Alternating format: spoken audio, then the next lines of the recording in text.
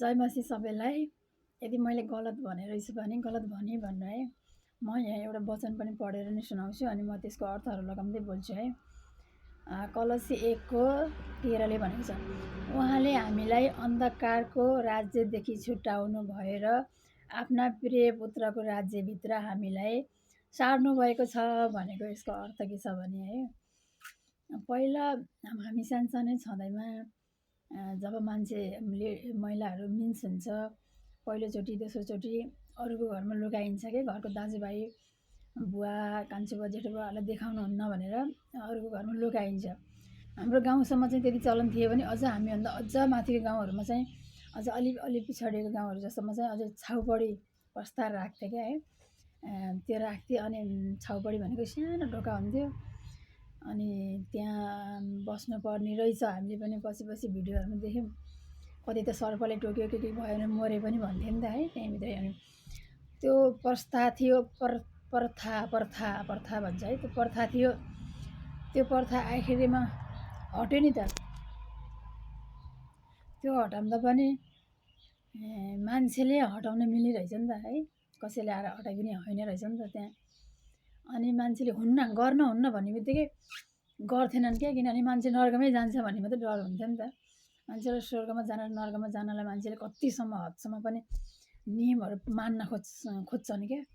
स्वर्गको राज्य पाउनको लागि हो स्वर्ग गइँदैन भनेर हुन्न भनिदिएपछि ल हुन्न नै।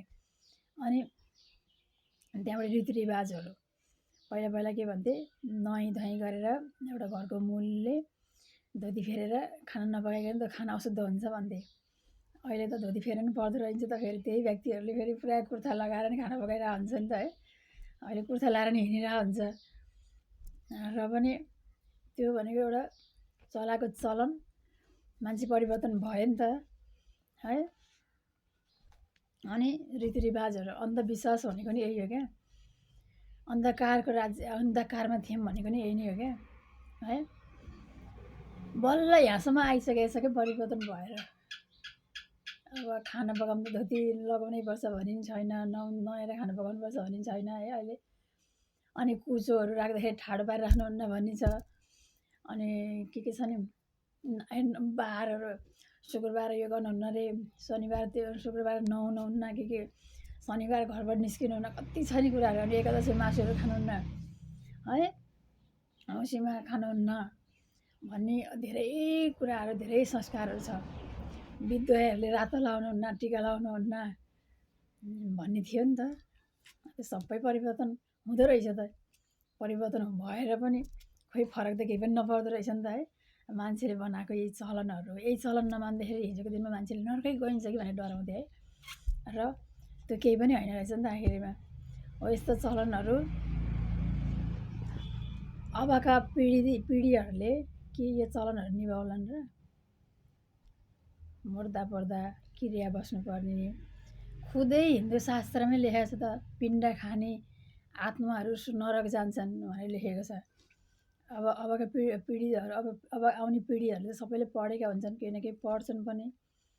के यो रीतिरिवाज मान्ला नि त, यही पछ्याएर हिँड्ला नि त है। आधी जति मान्छेहरू त परिवर्तन भइसकेका छन्, किनभने अब ती पहिलाको रीतिरिवाजहरू छोड्दै आएको पनि यसुको शिक्षाको कारणले। कुनै व्यक्तिले यो गर्नुहुन्न भने व्यक्तिले चलाएको भरले विश्वास गरे चलेका होइनन् है। व्यक्तिहरू मानिसहरू विदेश जान थाले, विदेशमा अब यस्तो कुराहरू मान्नु पर्दैन भन्ने भयो। उहाँहरू नै धनी, उहाँहरू नै सही, उहाँहरूकै विकास संसार, उहाँहरूकै विकास संसार उहाँहरूकै हातमा चलेको है देखे आए। अनि उहाँ अब अनि त्यहाँबाट परिवर्तन गराउन खोजे, गर्दा गर्दा अलिअलि परिवर्तन बल्ल थोरै थोरै आउँदैछ है। धन्यवाद।